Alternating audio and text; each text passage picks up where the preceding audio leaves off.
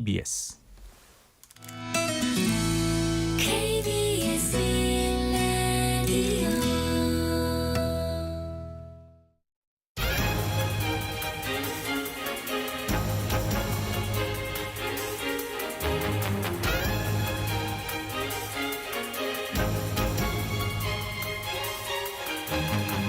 오늘 아침 일라디오. 안녕하십니까. 오늘 아침 일라디오 아나운서 오승원입니다. 기후변화로 인해 폭우나 폭염, 태풍, 한파와 같은 극단적인 기상이변이 점점 더 자주, 더 강하게 발생하고 있죠. 예측을 벗어나서 재난이 잦아지고 있는데요. 올 한 해는 또 어떤 날씨가 펼쳐지게 될까요? 기상청이 올해 주요 업무 추진 계획을 발표했는데요. 주로 비나 눈으로 인해 발생하는 재난 대비에 초점을 맞췄다고 합니다. 올 여름엔 물폭탄에 대비한 인공지능을 활용해서 오후 6시간 전의 강수를 예측해서 발표하기로 했고요. 집중호우가 퍼부을 때 보내는 재난 문자도 올 여름부터는 전국으로 넓혀서 발송한다고 합니다. 기후플레이션이라 불리는 이상기온으로 인한 물가 상승에도 대비하겠다고 하는데요. 배추나 무, 마늘, 고추, 양파 등 5개 채소를 대상으로 8월부터 3개월 기온 전망에 따라 농산물에 예상되는 영향을 제시할 계획이라고 합니다.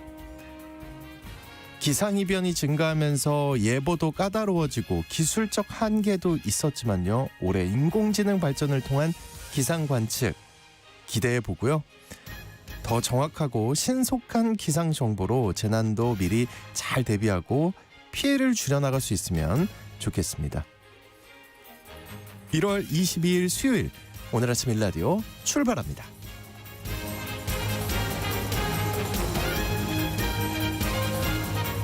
네, 오늘 아침 일라디오 이 시간은 물론 KBS 일라디오의 모든 프로그램은 유튜브 KBS 일라디오 공식 채널이나 모바일 콩 어플리케이션을 통해 실시간으로 함께 하실 수 있습니다.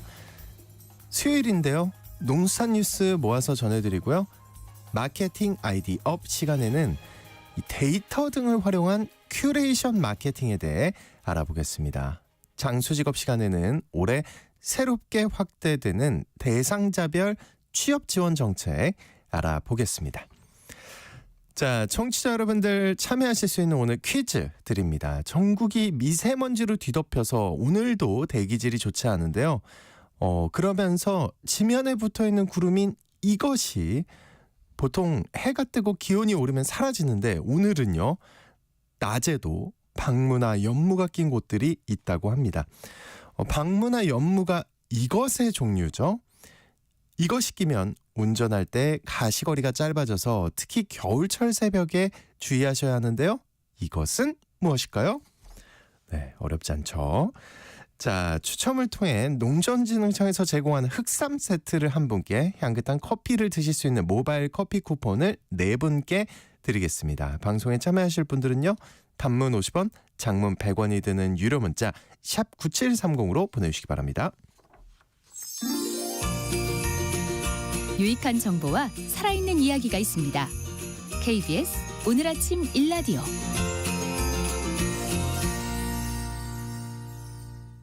고병원성 조류 인플루엔자와 아프리카 돼지열병 같은 악성 가축 질병이 지속적으로 발생하고 있는데요. 이 가축을 운송하는 과정에서 분뇨가 외부로 유출되지 않도록 하는 조치가 시행된다고 합니다. 분뇨가 질병 전파의 한 요인으로 지목되고 있기 때문이라는데요. 이 소식을 중심으로 농수산 뉴스 전해드립니다. 농어민신문의 이진우 기자와 함께합니다. 안녕하십니까? 안녕하십니까? 네, 고병원성 조류 인플루엔자와 아프리카 돼지열병이 계속 발생하고 있는 거죠? 그렇습니다. 이게 지난 18일 전남 단양의 유경오리 농장에서 고병원성 조류 인플루엔자가 발생하면서 이 올겨울 들어서 총 27건이 농장에서 확인이 됐고요. 또 어제는 경기 양주 소재 한 양돈 농장에서 아프리카 돼지열병이 또 발생을 하면서 올해 들어서는 첫 발생을 이렇게 나타냈습니다. 아프리카 돼지열병과 관련해서는 오늘 21시 30분까지 양주시와 인접한 연천, 포천, 동두천 그리고 의정부, 고양, 파주 등 6개 시군의 양돈 농장, 도축장, 사료공장 등과 같은 축산관계시설 종사자와 차량에 대해 일시 이동 중지 명령이 지금 내려져 있는 상황이고요. 이동 제한 기간 동안에는 집중 소독을 실시하고 있습니다. 네, 폭발적이라고 할 단계는 아니지만 악성 가축 질병이 계속 이어지고 있다니까 걱정인데요. 이런 질병 전파 요인 중에 하나로 가축 분뇨가 지목되면서 새로운 방안을 추진하기로 했다는 거죠. 그렇습니다. 이게 개정된 가축 전염병 예방법 시행 규칙이 지난 20일부터 시행이 됐는데요. 말씀하신 대로 우선 가축 운송업자가 가축을 이동하는 과정에서 차량으로부터 분뇨가 외부로 유출되지 못하도록 이렇게 장비를 갖추도록 했습니다. 네. 분뇨 누수 방지를 위한 바닥재하고 비산 방지를 위한 가림막을 의무적으로 설치해야 한다 이런 건데요. 또 분뇨가 외부로 유출이 되면 즉시 이걸 제거하고 소독하는 등의 조치도 취하도록 했습니다. 근데 이제 차량이 달리는 중에 혹시나 분뇨가 외부로 유출될 경우에는 이거 즉시 제거하는 게 어려울 것 같은데요. 이럴 때는 어떻게 해야 하나요? 이게 직접 제거나 소독이 어려울 경우에는 가축 방역 기관이나 도로 관리 기관에 협조를 요청할 수 있다. 이렇게 개정된 시행 규칙의 조항을 담고 있긴 한데요. 이것보다는 원칙적으로 분뇨가 누수되거나 외부로 유출되지 않도록 사전에 철저하게 조치를 하는 것이 우선일 것 같습니다. 네, 미리. 자, 농장을 대상으로 폐쇄회로 텔레비전의 영상 기록을 의무적으로 보관하도록 하는 조치도 취해졌다고요. 그렇습니다. 기간이 30일입니다. 가축 소유자가 지켜야 할 준수사항에 특히 가금 농장 등 이렇게 딱 집어서 네. 이야기가 나왔는데요. 설치된 폐쇄회로의 텔레비전의 영상 기록을 30일간 저장 보관하도록 했습니다. 이 영상이 왜 중요하냐면요. 질병이 발생한 경우에 실제 축산 차량의 이동이나 그리고 또 각 농장의 이제 관계자들의 투입 등의 과정에서 방역 조치를 이행했는지 여부가 이 영상에 의해서 갈리기 때문입니다. 네. 특히 올겨울 들어서 산발적으로 지금 발생이 계속되고 있는 고병원성 조류 인플루엔자와 관련해서 최근 방역 당국이 조사 결과를 하나 발표를 했는데요. 지난 15일까지 4,953개소를 대상으로 조사를 실시한 결과 이 CCTV 운영이 미흡한 농가가 105개소는 됐다. 이렇게 확인을 했습니다. 곧 설인데요. 이 명절을 맞아서 이동하는 사람들 굉장히 많아질 텐데 추가적인 확산 우려도 제기되겠어요. 그렇습니다. 그래서 방역 당국은 내년 민족 대이동이 일어나는 설 연휴나 추석 같은 경우에 이제 방역 대책을 추진을 하는데요. 올해도 마찬가지일 것 같습니다. 이런 장기간의 연휴가 있고 난 다음에는 악성 가축 전염병의 발생 건수도 늘어나는 경향을 보여왔기 때문인데요. 네. 일단 전국 일제소득이 실시되는 축산환경소득의 날이 1월 23일부터 24일까지 그리고 1월 31일부터 2월 3일까지 일단 이렇게 예정이 돼 있습니다. 그리고 또 향후 기성객분들께서도 축산농장 방문이나 철새 도래지 등에 대한 방문은 좀 자제해 주시는 게 가축 방역으로서는 큰 도움이 될 것 같습니다. 맞습니다. 자, 다음 소식입니다. 우리 국민들이 가장 많이 먹는 축산물이라고 하면 계란이 당장 떠오르는데요. 이 유통 단계에서 온도를 두고 논란이 벌어지다가 관련된 연구가 진행됐다고요. 그렇습니다. 현행 식약처의 식품공정에 따르면요, 계란은 선별 포장 단계에서는 15도씨를 이하를 유지를 하도록 하고 있고요. 그리고 또 저장과 차량에 의한 유통 단계에서는 10도씨 이하를 유지하도록 하고 있습니다. 이에 대해서 업계에서는 유통 단계에서의 10도씨 이하 온도 유지가 여러 문제를 발생시킨다 이렇게 이야기를 하면서 개선을 계속 요구를 해왔는데 이 온도를 올릴 경우에 계란에 어떤 품질 변화가 있는지에 대한 연구가 없어서 그동안 공론화되지는 못했었습니다. 그런데 이번에 계란 자주금의 의뢰로 한 연구기관이 이에 대한 연구를 진행을 해서 최근 조사 결과를 발표한 상황입니다. 네, 결과가 좀 궁금한데 결과 어떻게 나왔나요? 이게 작년 여름이 사실 사상 최악의 찜통더위라고 이야기를 했었는데요. 네. 지난 여름인 6월에서 9월 사이에 연구가 진행이 됐고요. 4회에 걸쳐서 총 400개의 시료를 채취해서 이 중 200개의 시료를 10도씨, 그리고 15도, 18도, 20도, 22도씨 이렇게 5개 구간에서 균을 이식하고 신선도나 그리고 균 검출 실험을 이제 진행했다고 합니다. 그리고 그 결과가 좀 놀라운데요. 5가지 온도 구간 모두에서 일반 세균이나 대장균이 검출되지가 않았고 네. 살모넬라 균도 음성이 나왔다고 합니다. 다만 20도씨 이후부터는 미미하게 일반 세균이 검출되긴 했는데요. 이것도 지하철이나 버스의 손잡이 그리고 엘리베이터의 버튼이나 카트 손잡이 등에서 검출되는 일반 세균에 비해 극히 미미한 수준이었다고 합니다. 자, 아무래도 근데 업계 입장에서는 낮은 온도로 보관이나 유통시키려다 보면은 온도 유지를 위한 에너지 소요가 클 것 같은데요. 그렇습니다. 이게 2023년도 식품의약품 통계연보를 기준으로 보면요. 식용란 수집 판매 업체가 3,156개소 그리고 식용란 선별 포장 업체가 592개소 정도 되는데요. 이것들을 대상으로 해서 기존 적용했던 온도인 10도씨 이하에서 15도씨 이하로 5도씨만 올려도 연간 178메가와트시 규모의 에너지가 절감되는 것으로 그렇게 추정이 됐습니다. 네. 이거 전기료로 따지면 한 225억 정도 된다고 하고요. 자연스럽게 이걸 줄이면 탄소 배출량도 크게 줄일 수 있을 것으로 그렇게 기대가 되고 있습니다. 계란 자주금에서는 이번 연구 결과를 토대로 계란 유통 온도 상향 조정을 정부에 제안을 하고요. 식품법령 개정을 추진할 계획이다 이렇게 밝히고 있는 상황입니다. 네, 신선함에 문제가 없다면 개선이 좀 필요할 수 있겠네요. 네, 농어민신문 지금까지 이준우 기자님과 함께했습니다. 오늘 소식 잘 들었습니다. 감사합니다.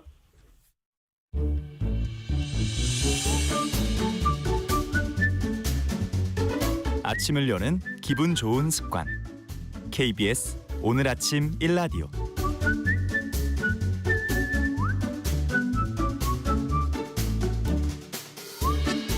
어떻게 많이 팔 것인가? 다양한 마케팅 전략을 살펴보는 마케팅 아이디 업 시간입니다. 오늘은 데이터와 취향으로 만드는 큐레이션 마케팅에 대해 알아볼 텐데요. 마이테이스트의 민지영 대표님과 함께합니다. 어서 오십시오. 네, 안녕하세요. 네, 요즘은 진짜 어떤 걸 사려고 할 때 정보랑 선택지가 너무 많아서 네. 뭘 골라야 할지 선택 장애가 오는데 그래서 누군가가 골라주는 이 큐레이션 방식이 많이 생기는 것 같아요. 네, 말씀하셨다시피 선택의 시대에 살고 있다라는 말 누구나 공감을 하실 텐데요. 마트뿐 아니라 편의점에만 가도 수십 가지, 수백 가지 그렇죠. 브랜드와 제품이 있고요. 또 온라인 쇼핑몰에서도 스크롤을 내려도 끝이 없는 상품 목록들을 보면서 아마 고민에 빠지신 적이 많으실 겁니다. 그래서 우리가 알게 모르게 이 큐레이션이라는 방식에 의존을 하고 있는데요.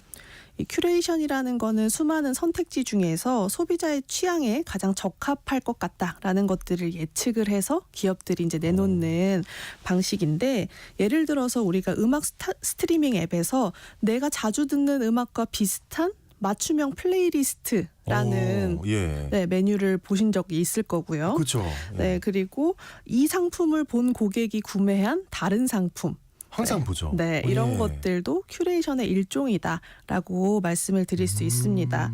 그래서 요즘에 많이 보시는 뉴스레터들도 뭐 뉴스나 정보도 너무 많기 때문에 콘텐츠들을 큐레이션 해주는 매체라고 볼 수 있는데, 그래서 SNS들에서도 트렌드를 볼 수 있는 매거진들이 굉장히 유행을 하고 있어요.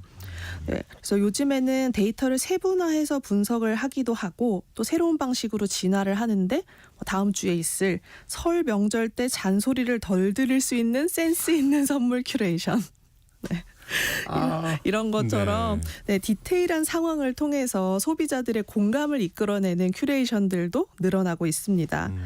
그래서 또 미국의 한 쇼핑몰은 선물 예산과 상황을 기준으로 물건을 큐레이션을 하고 선물을 보내는 사람이 직접 고를 수 있는 쇼핑몰을 오픈을 했는데요. 선물을 네. 받는 사람이 아니라 보내는 사람이 직접 고른다? 원래 그런 거 아닌가요? 네, 근데 보내는 사람이 나는 예비 부모에게 보내는 10만 원 상당의 선물을 선물할 거야라고 괜찮다. 선택을 하면 네. 네, 그 받는 사람이 그 예산 안에서 원하는 선물을 고를 수 있는 쇼핑몰인 거예요. 네, 보내는 사람은 상황과 예산만 선택을 하고 그 선물들을 큐레이션하는 건 쇼핑몰에서 알아서 해주는 거고요. 네, 이렇게 그 여러 가지 큐레이션 방식들이 늘어나고 있는데 특별한 사례들은 무엇이 있는지 한번 소개를 해드리겠습니다. 아, 좋습니다. 이 국내에서도 고객이 직접 선택할 수 있는 특별한 식품 큐레이션이 인기라고요. 네, 새벽 배송 플랫폼 중 하나인 K사에서 특별한 큐레이션 박스를 판매를 하고 있거든요. 저는 처음에 이 제품들을 식빵 찾기 샘플러라는 걸 통해서 접했어요. 식빵 찾기 샘플러. 네. 예. 보통은 식빵을 사면 뭐 식빵의 종류에 따라서 뭐 8쪽에서 10쪽짜리 하나의 제품을 받게 되잖아요. 근데 이 샘플러는 유명 베이커리의 장인들이 만든 6종류를 단 2쪽씩만 담아서 괜찮다. 예. 네, 판매를 해서 유명한 빵집에 직접 가지 않아도 내가 직접 경험을 해볼 수 있는 기회를 줬더라고요. 그러면 나중에 이제 시키기도 좋고. 네, 그리고 다 먹어봤고. 맞아요. 그래서 찾아가지 않아도 모든 종류가 배달이 이야, 되니까 네. 네, 소비자들이 이게 판매를 개시하자마자 다 품절이 되도록 만들었고, 그리고 제품의 개성들을 온전하게 느낄 수 있도록 식빵의 뭐 질감이나 아니면은 먹는 방법 등 뭐 이런 시식 순서들을 같이 적어놓은 가이드도 들어가 있고요. 그리고 이 취향을 발견할 수 있는데 도움을 주는 퀴즈들을 같이 넣어놔서 내가 어떤 빵을 좋아하는지 이런 것들을 그 종이를 통해서 알아볼 수 있더라고요. 그래서 온라인 후기들을 보면 이 샘플러를 통해서 식빵이 이렇게 다양하고 특징이 있는지 몰랐다. 그렇게 달라요, 근데? 그러니까 다르더라고요. 네, 먹는 식감도 다르고 모양 당연히 다르고요. 그래서 되게 재미있는 경험이었는데 역시 소비자들도 내 취향을 좀 발견하는 재미가 있었다라고 했고요. 그래서 최근에는 딸기철이잖아요. 그래서 제철 딸기를 품종별로 구성한 딸기 박스를 팔고 있기도 하고 특히 쌀도 샘플러로 팔고 있어요. 그래서 지역별로 좋은 품종들을 선별해서 작은 양들을 제공을 하면서 내가 어떤 딸기 맛을 좋아했는지도 알 수 있으실 것 같습니다. 예. 네, 그래서 담당자들이 임의로 혹은 광고하려고 마케팅 관점에서 고른 제품을 소개만 하는 게 아니라 고객한테 다양한 맛을 경험하게 해주고 취향을 스스로 찾게 해주는 이런 즐거움 때문에 긍정적인 반응을 얻고 있는 것 같습니다. 아우, 예. 얘기만 들어도 재밌네요. 이 컨셉을 만들어서 추진하는 큐레이션이 아니라 전문가의 이름을 걸고 추천해주는 큐레이션도 늘고 있다고요. 네, 기존에는 쇼핑몰이나 SNS 광고에서 인플루언서 A의 픽, 네. 많이 본 것 같아요. 네, 예. 그렇죠. B의 추천 아이템 이렇게 타이틀을 걸고 이제 광고를 하는 큐레이션들 많이 보셨을 거예요. 근데 최근에 인플루언서들의 진정성이 떨어진다는 이야기들이 많은데 예를 들면 1월에는 A사의 화장품을 팔다가 2월에는 B사의 화장품이 인생 화장품이다라고 얘기하는 경우들 네네. 많이 있잖아요. 네. 그리고 뭐 그들도 어쩔 수 없겠지만. 네, 그게 또 사실 먹고 사는 거니까. 예. 그런데 본인 전문 분야와 전혀 다른 종류의 물건을 추천을 해서 신뢰를 떨어뜨리는 경우도 있습니다. 그래서 요즘에는 진짜 해당 분야의 전문가들이 추천하는 것들에 관심을 더 많이 보이고 있는데요. 그러니까 소비자들도 이제 진정성을 보는 거네요. 네, 예, 어떻게 보면. 그렇죠. 네, 그래서 온라인 중고 서점에서는 편집장의 선택이라는 큐레이션 코너를 운영하고 있더라고요. 그래서 보통 3, 4일에 한 번씩 4권의 책을 큐레이션해서 추천을 해주는데 이제 분야별 MD들이 추천사를 직접 다 남기고요. 네, 이 책이 왜 좋았고 그리고 이 책에서 내가 가장 좋았던 한 문장을 같이 언급을 해주면서 진짜 읽어봤다. 네. 예. 그래서 이 책에서 진짜 좋은 문장들을 보면서 이 사람들의 추천사를 읽으니까 저도 한번 읽어볼까라는 생각이 들기도 하고요. 그리고 이렇게 편집장의 선택이라는 코너 다음에는 편집장의 퀴즈라는 이벤트를 통해서 이렇게 그들이 추천한 책들에 관한 퀴즈를 내면 적립금을 주더라고요. 그래서 마치면. 네, 그래서 한 번 더 추천사도 읽어보게 되고 책을 또 구매하는 과정까지 연결이 이야. 되고 있었습니다. 네. 네, 또 영화사 잡지도 마찬가지인데 편집장이 칼럼을 쓰면서 영화를 하나씩 추천을 해주더라고요. 그래서 이렇게 각 분야에 있는 전문가들이 직접 작성한 추천사들의 큐레이션하는 작품들 하나씩 붙이니까 더욱더 콘텐츠의 신뢰도가 올라가는 것 같더라고요. 그렇군요. 제가 만약에 막 이 모든 거를 운영하는 쇼핑몰 사장이라면 네. 각 분야의 전문가들이 추천한 걸 모아서 한 번에 보여주는 페이지를 만들면 어떨까? 그러니까 너무 좋죠. 왜냐하면 이렇게 영화 잡지를 보지 않고선 영화 편집장이 추천해준 영화를 알기 어렵잖아요. 맞아요. 아쉽네요. 이 아이디어로 바로 쇼핑몰을 제가요? 제가 줄게? 아닙니다. 전혀 관심이 없군. 그리고 이번에는 많이 팔린 제품 기준의 큐레이션을 소개해 주신다는데 이미 많은 쇼핑몰에서 인기 제품을 따로 보여주지 않아요? 네, 그렇죠. 쇼핑몰에서 가장 많이 팔린 순으로 그쵸. 검색을 해도 되고. 맞아요. 가장 먼저 보는 데이터가 판매량 또 매출인 건 맞습니다. 네. 그래서 말씀하신 것처럼 제품 노출할 때 판매 순으로 보여주는 게 가장 일반적이기도 하고요. 근데 이번에 소개해드릴 판매 순으로 한 큐레이션은 일반 소비자 기준이 아니라 해당 브랜드의 임직원몰 기준이에요. 네, 한 화장품 브랜드에서 소비자 대상의 쇼핑몰과 임직원 대상의 쇼핑몰을 별도로 운영을 하고 있었는데요. 야, 이거 고급 정보 같은데 느낌에. 맞아요. 그렇죠. 네, 사내 복지 중에 하나로 임직원들한테 자사 제품을 할인을 해주는 경우들이 많은데 이것 때문에 임직원들을 위한 쇼핑몰을 따로 구축해두는 경우들이 있습니다. 근데 임직원몰에서 잘 팔리는 제품의 순위가 실제 소비자들이 이용하는 쇼핑몰의 구매 순위와 전혀 다르다는 걸 알게 되고 이 브랜드에서 두 가지 순위를 비교해주는 차트 콘텐츠를 만든 거예요. 그리고 임직원몰의 판매 순위를 기반으로 네. 팝업 스토어에 그걸 모아두는 그런 존을 꾸미기도 했는데 역으로 이렇게 재미있는 차트들 때문에 이 브랜드를 알게 된 소비자들도 있었고요. 소비자 판매 순위에는 없었지만 임직원들이 가장 많이 구매한 선크림, 눈썹 펜슬 그리고 립 제품들이 궁금하다 이런 댓글들도 많이 있었습니다. 왠지 임직원들이 샀다고 하면 더 믿음이 갈 것 같은 이유 중에 하나가 뭔가 내부 정보를 알고 있을 것 같은. 맞아요. 그쵸? 그렇죠. 더 장점과 기능을 그러니까요. 더 잘 알고 있을 것 같고 네. 네. 그리고 본인들이 실제로 직접 쓰기도 하지만 가족이나 지인들에게 선물을 하는 용도로도 많이 쓰니까 이들이 진짜 좋은 제품들만 쏙쏙 골라서 샀을 것이다 라는 가정 때문에 네, 소비자들의 신뢰가 또 많이 올라가는 것 같습니다. 그래서 다른 브랜드들도 임직원몰을 운영하고 있다면 너네들 직원이 진짜 산 물건이 뭔지 궁금하다 이런 반응들이 계속 이어지고 있거든요. 그래서 청취자분들 중에서도 임직원몰을 운영하는 브랜드가 있으시다면 한번 이런 순위들 검토해 보시면 좋을 것 같더라고요. 그러니까요. 공개하는 것 자체는 어렵지 않을 것 같은데. 그렇죠. 네. 그리고 또 우리 동네 사람들이 가장 많이 읽는 책을 알려주는 서점도 있다고요.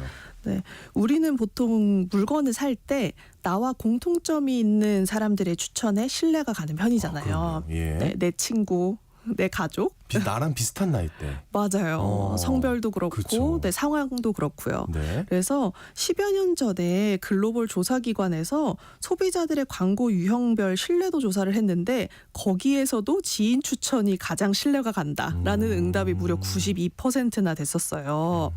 네, 그런데 10여 년이 지난 2023년의 조사에서도 지인 추천이 가장 신뢰가 간다. 여기에 온라인에서 나랑 같은 제품을 산 소비자의 리뷰가 신뢰가 간다. 네. 라는 얘기가 있어요. 저도 네. 리뷰를 많이 읽는 것 같아요. 많이 읽으세요? 네, 근데 네. 가짜가 너무 많아서 진짜 네. 같은 리뷰를 찾아서 읽죠. 맞아요. 네. 그 리뷰들을 필터링하는 것도 사실 우리한테 큰 네, 요구하는 능력이 돼버렸는데 제가 추천하는 게 하나 있는데요. 그 별점으로 요즘 많이 하잖아요. 네네. 저는 일부러 별 하나 준 사람들 거 읽어봐요.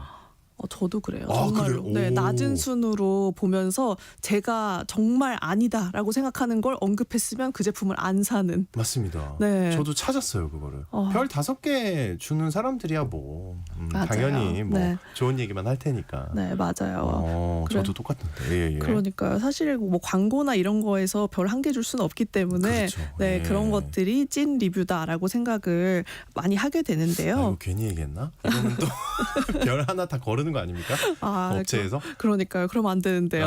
예. 네. 그럼 신뢰하지 않겠습니다. 네. 네, 제가 이번에 소개해드릴 공통점은 같은 동네 사는 사람이에요. 네, 미국에 본사를 둔 A사는 서점마다 리드 로컬이라는 진열 코너가 있거든요. 리드 로컬. 네, 말 그대로 내 이웃이 읽은 책을 모아두는 코너입니다. 그래서 온라인에서 판매된 책 배송 정보를 보고 그 해당 지역 서점에 사는 이웃들이 가장 많이 읽은 책을 골라놓은 거예요. 네, 보통 우리가 배송을 받게 되면 주소를 적으니까 각 지점마다 그 지역에 있는 주민들이 읽은 책들이 무엇인지 따로 코너를 하나 만들어 둔 괜찮네요. 겁니다. 네네. 네, 더불어서 온라인 서점에서 평점을 높게 받은 책, 그리고 리뷰가 많았던 책들을 별도로 모아서 큐레이션을 해두는 코너도 있는데요. 단순 판매량 이외에 여러 가지 데이터들을 오프라인으로 끌고 왔다는 점이 특징이고요. 또 하나 큐레이션된 책들을 모두 표지가 정면을 향하게 진열을 했는데 사실 우리가 오프라인 공간에서는 너무 좁으니까 책장에 세로로 책들을 다 꽂아서 제목만 볼 수 있잖아요. 네네. 그런데 온라인 서점에서는 다 표지를 앞으로 보게 그 페이지를 꾸며놨는데 이걸 그대로 가지고 와서 소비자들에게 더 구매 욕구를 상승시키는 효과를 가지고 왔습니다. 그래서 국내에서도 분야별 베스트셀러 이외에 큐레이션을 하기 위해서 여러 시도를 하고 있고 또 온라인 서점을 함께 운영하는 만큼 이렇게 데이터 기반으로 한 큐레이션을 고려해 볼 수도 있을 것 같고요. 또 프랜차이즈 카페들에서도 지역별 인기 있는 메뉴를 분석해서 우리 동네 어워즈 같은 이벤트들을 해봐도 재미가 있을 것 같아요. 네. 네, 그래서 동네 기반의 중고 거래 플랫폼이 많아지면서 로컬 비즈니스에 대한 소비자들의 친근감이 올라갔기 때문에 이런 부분에서도 큐레이션 아이디어를 얻어보시면 좋을 것 같습니다. 네, 저희가 오늘 굉장히 다양하게 소개를 해드렸는데 들어보시고 아마 데이터는 많이 갖고 계실 거예요. 네. 사업하는 분들이 어떤 큐레이션 요소를 활용할지 한번 생각을 잘 해보시면 좋을 것 같습니다. 마케팅 아이디어 지금까지 마이테이스트의 민지영 대표님과 함께했습니다. 오늘 말씀 고맙습니다. 네, 감사합니다.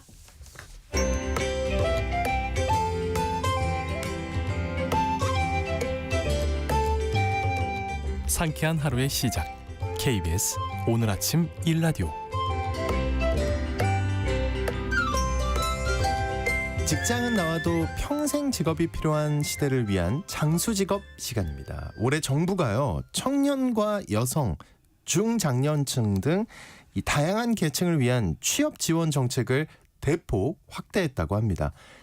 긴 명절 연휴에 이렇게 확대되는 취업 지원 정책을 좀 꼼꼼히 살펴보는 것도 좋을 것 같다면서 오늘 소식을 들고 오셨습니다. 커리어 비전의 최진희 대표님과 함께합니다. 어서 오십시오. 네, 안녕하세요. 네, 근데 요즘 확실히 분위기가 안 좋은 것 같은 게 실직하신 분들도 많고 네. 청년층 취업이 더 어려운 것 같습니다. 그렇죠. 올해 취업 지원 정책이 확대됐다는데 좋은 소식이잖아요, 그죠?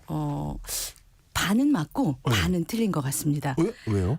왜냐하면 2025년도에는 각종 재정 지출이 좀 줄어들었고 우리가 알다시피 예산이 좀 많이 줄어드는 부분이 있었는데요. 실업급여와 고용 서비스 관련 예산이나 소규모 사업장에 대한 이런 사회보험료 지원제도 예산은 좀 줄어들었습니다. 네, 예. 하지만 그 반면에 청년이라든가 중장년층에 대한 고용 지원 예산은 증액됐습니다. 예를 들자면 청년 일자리 지원 프로그램에 대한 예산이 새롭게 신설이 됐고 그리고 빈 일자리 채우기를 위한 지원금도 새롭게 도입됐습니다. 그렇기 때문에 이렇게 변화되는 특정 연령층에 맞추어서 새로운 예산이 신설이 됐다라고 보시면 될 것 같고요. 네. 우리가 전체적으로 이런 취업 지원 예산이 줄어든 반면에 특정 그룹 대상자별로 예산은 또 확대됐으니까 오늘 이 방송을 잘 들으셨다가 내가 그 대상에 해당된다라고 하시면 그것도 하나의 취업 전략이니까 알아두셔서 그쪽 부분에 좀 더 집중적으로 준비를 하시면 좋을 것 같습니다. 네. 그러니까 딱 선택과 집중을 했다는 거네요. 네, 전체는 좀 줄어들 수 있지만 어떤 부분 딱 강하게 네, 밀어주고. 맞습니다. 그러니까 청년층 대상으로는 그러면 어떤 정책들이 확대가 됐나요? 좀 지원이. 예. 청년층을 위한 지원은 좀 더 많이 강화됐다라고 보시면 될 것 같습니다. 먼저 2024년도까지는 국민 취업 지원 제도가 계속 시행이 됐었는데요. 2025년도에도 여전히 시행은 되지만 청년 특화 지원 프로그램이 새롭게 신설이 됐습니다. 이 프로그램은 역량 강화 훈련 후에 일정 업종에 취업한 청년들에게 지원금을 지급하는 방식인데요. 청년들이 직업 훈련을 받으면 최대 6개월 동안 월 20만 원씩 수당을 받습니다. 과거에는 무료로 그냥 직업 훈련을 받는다라고 우리가 했다라고 하면 거기까지였는데. 네, 예. 지금은 이제 20만 원씩 수당도 받고 취업을 하면 또 취업한 취업했다라고 해서 취업장려금 40만 원을 또 받습니다. 야, 교육만 들어도 20만 원 받고 취업되면 돈 더 받고. 네, 그렇습니다. 또한 청년 일자리 도약 장려금 사업이 조금 더 구직자한테도 확대됐다라고 보시면 될 것 같은데요. 제조업이나 건설업 등 빈 일자리 업종이라고 합니다. 이제 좀 기피하는 업종들이었죠. 청년들이 잘 안 가려고 했는데 네네. 청년들이 이런 업종에 취업을 하게 되면 과거에는 기업한테만 지원금을 좀 줬었습니다. 청년들을 뽑으면 우리가 너네 기업으로 인건비를 지원해 줄게. 보통 이런 지원 정책을 썼었는데 이제는 청년들한테도 지원금을 줍니다. 청년들이 이런 빈 일자리 업종에 취업을 하게 되면 그 기업에서 18개월간 장기 근무를 한다라고 하면 480만 원을 지급을 합니다. 한 번에. 네, 예. 괜찮죠. 어. 그러니까 과거하고 다르게 좀 더 네. 많은 기업한테만 주면 사실 청년들은 나한테는 돌아오는 혜택이 별로 없으니까 내가 굳이 여기서 일을 해야 돼 이런 생각을 했다라고 하면 이제는 나한테 돌아오는 것도 있으니까 좀 더 장기 근속을 할 수 있는 그런 뭔가 혜택이 있으니까 네. 장기 근속을 유도하기 위해서 이런 제도도 마련이 야, 근데 됐습니다. 좀 긴데요. 18개월. 요즘 청년들 치고는 예. 좀 길긴 하죠. 예, 예. 두 번째는 K 디지털 트레이닝 지원 인원이 확대됩니다. K 디지털 트레이닝 지원. 네, 요 사업에 대해서는 제가 작년에 한번 소개를 한 적이 있었는데요. 네. 2024년도에는 약 3만 명한테 혜택이 줬다라고 하면 올해는 2025년도에는 4만 5천 명까지 증대가 됐습니다. 이게 뭐냐면 K 디지털 트레이닝 지원 사업이 뭐냐면 네. 4차 산업혁명 시대에 좀 더 경쟁력을 높이기 위해서 AI라던가 빅데이터라던가 반도체 등 이 분야의 핵심 인재를 양성하기 위해서 우리가 KT라던가 뭐 삼성이라던가 포스코라던가 이런 반도체라던가 이런 신기술을 선도하는 기업들이 직접 이런 교육을 운영을 합니다. 그리고 서울대라던가 성균관대 등 성균관 대학이라든 이런 우수한 대학들도 함께 이런 교육에 참여를 해서 실제적으로 기업에서 필요한 교육들을 직접 양성하는 이런 교육을 협약을 맺고 하기 때문에 청년들 사이에서는 이미 입소문이 많이 나 있습니다. 아, 그래요? 예. 네, 이 교육을 마치고 나면 취업이 정말 잘 되거든요. K 디지털 트레이닝. 네, 그래서 예. 만족도도 워낙 좋았고 지원자들이 많아서 이거 막 면접까지 보고 뽑고 합니다. 그러다 보니까 작년에 아마 수요가 많다 보니까 올해 좀 대폭 확대가 됐습니다. 많이 늘린 거네요. 그러면 2024년에 3만 명인데 네, 올해는 그렇죠. 4.5만 명. 네, 예, 그래서 4만 5천 명. 올해 네. 잘 알아보셔서 많이 지원하시면 좋을 것 같습니다. 네, 네. 그리고 쉬었음인 청년이 많이 있잖아요. 아, 일도 하지 쉬었다. 않고. 예, 네, 예. 많이 그냥 쉬었다. 음. 이런 쉬었음 청년을 예방하기 위해서 졸업생 특화 프로그램 사업을 올해 신설을 해서 각 대학별로 참여 신청을 받고 있습니다. 그냥 나는 쉬었다 하시는 분들은 각 대학에 한번 신청을 하시면 좋을 학교에? 것. 예, 학교로 신청하시면 좋을 것 같고요. 그러니까 안 그래도 그냥 일을 안 해본 청년들보다 일을 잠깐 했다가 그만두는 그 쉬었음 이 청년들이 훨씬 많다면서요? 네, 그래서 조기에 이런 쉬었음 청년을 예방하기 위해서 사전에 미리 대학 단계부터 이 청년들한테 사전 교육을 시키는 겁니다. 예. 그리고 이미 졸업을 했는데 나는 취업을 못했다 하시는 분들은 모교를 지원하는 정책을 잘 알아보시면 좋을 것 같습니다. 모교를? 네, 대학 모교를 알아보시면 그게 바로 청년 고용 올케어 플랫폼이라는 사업입니다. 청년 고용 올케어. 예. 어렵죠? 예, 어려워요. 일단 이름이 올케어, 길어요. 예, 올케어라고 아, 보시면 될 건데요. 다 해준다. 네, 예. 올케어 플랫폼 사업입니다. 2024년도에 우리가 이제 시범 사업을 해서 8개 대학에서 시범으로 운영을 했었는데요. 2025년도에는 120개 대학으로 확대됩니다. 8개 대학에서 120개 대학으로 어휴, 확대가 1년 되는 만에. 거죠. 예, 네, 예. 그렇습니다. 각 대학에 보면 대학 일자리 플러스 센터가 있는데요. 미취업 졸업생을 발굴을 해서 각 지역별로 각 대학별로 특화 사업을 진행을 합니다. 그 지역에 필요로 하는 기업들의 관련된 교육이라던가 뭐 컨설팅이라던가 이런 걸 진행을 해서 그 모교 대학생들이 그 지역에 있는 기업들로 취업할 수 있게끔 오. 연계를 시켜주는 이런 사업들을 하고 있기 때문에 네, 좋네요. 네, 예. 내가 아직 취업을 못했고 좀 자신감이 없다 그러면 이렇게 모교를 좀 방문을 해보시면 조금 더 그런 특화 사업을 참여할 수 있으니까 모교의 대학 일자리 플러스 센터를 두드려 보시는 것도 좋을 것 같습니다. 이게 왜 좋을 것 같냐면요. 저도 기억을 돌이켜 보면 그 지역에 알짜 기업들이 있는데 몰라서 못 가는 경우가 맞습니다. 있어요. 예. 이런 거 좀 알려주면 좋을 것 같은데. 네, 그렇죠. 예. 나중에 알게 되는 경우가 있거든요. 그 기업이 그렇게 좋은 데였어? 네. 예, 이런 거. 예. 네. 그리고 대학생들한테 재학생들한테도 재학생 맞춤형 고용 서비스를 운영하는 대학이 작년에 50개 대학에서 올해 60개 대학으로 확대가 됐고요. 특히 직업계 고등학교나 비진학 일반고 학생들한테 진로 설계 상담을 지원하는 고교생 맞춤형 고용 서비스 운영 대학도 20개 대학에서 30개 대학으로 확대됩니다. 예를 들자면 고등학생들이 대학교에 와서 체험도 해보고 상담도 해보는 겁니다. 그래서 나는 어느 대학 어느 과로 진로를 결정을 하지라는 걸 미리 고등학생에서 대학교에 가서 체험을 해보는 거죠. 이건 아주 좋은 제도인 것 같아요. 그래서 고등학생들한테는 뭔가 내가 상담할 곳이 마땅히 없었는데 선배 대학생들한테 상담도 좀 받고 실제 체험도 좀 해보고 이런 거니까 좋은 것 같습니다. 좋은 선배가 걸려야 될 텐데. 네, 그렇긴 하죠. 예. 좀, 야, 이거 다 기억을 하기가 어려울 것 같은데.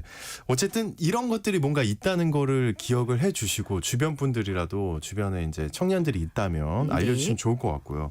아주 이런 걸 적극적으로 활용해야 되잖아요. 네. 그러면 또 중장년층을 위해서 새롭게 확대된 취업 지원 정책에는 어떤 것들이 있나요? 2024년도에는 사실 중장년 취업 정책이 상대적으로 좀 미비했습니다. 청년 중심으로 이루어졌었죠. 네. 중장년층에 대한 예산이 청년층의 약 6분의 1 수준에 아이고. 불과했었거든요. 네, 점점 그리고 늘어나고 있는데. 그렇죠. 중장년층. 노인 예. 일자리도 뭐 공공 일자리에 편중되다 보니까 중장년들이 상대적으로 좀 하고자 하는 일자리가 제한됐다라고 그렇게 여겨졌었는데요. 2025년도에는 정부가 중장년층을 위한 구체적인 지원 방안을 좀 강화했습니다. 특히 중장년층을 위한 맞춤형 직업 훈련과 그리고 재취업 지원 수당이 좀 더 확대될 계획입니다.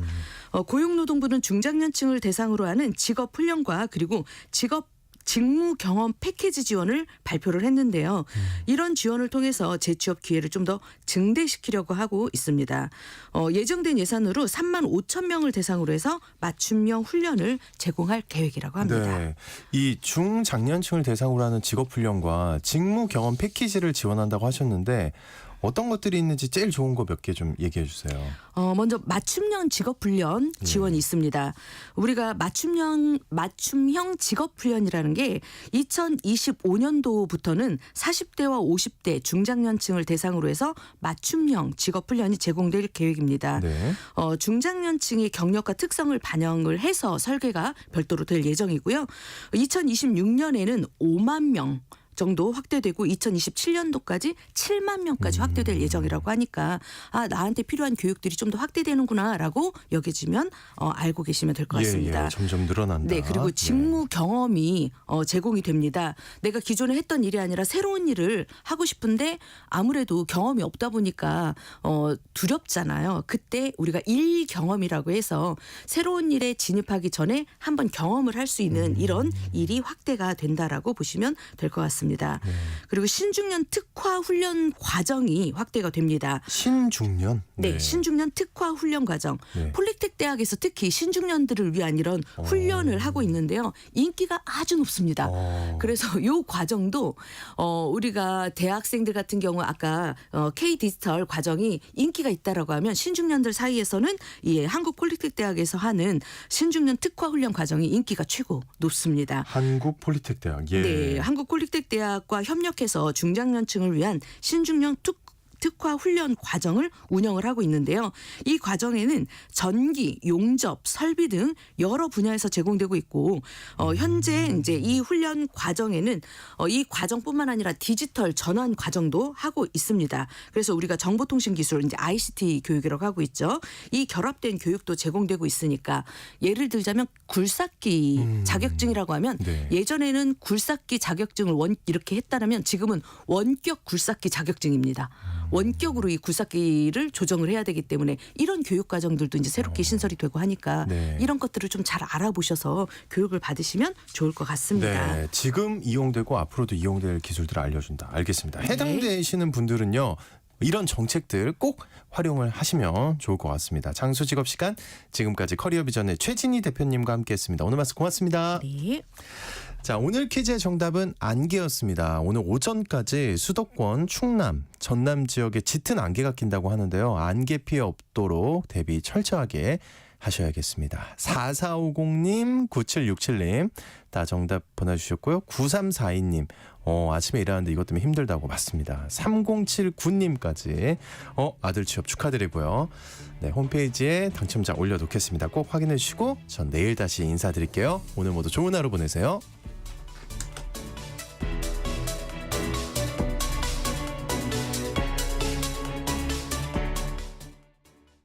여보, 올해 공익집불금 신청이 2월 1일부터 4월 30일까지 진행된대요.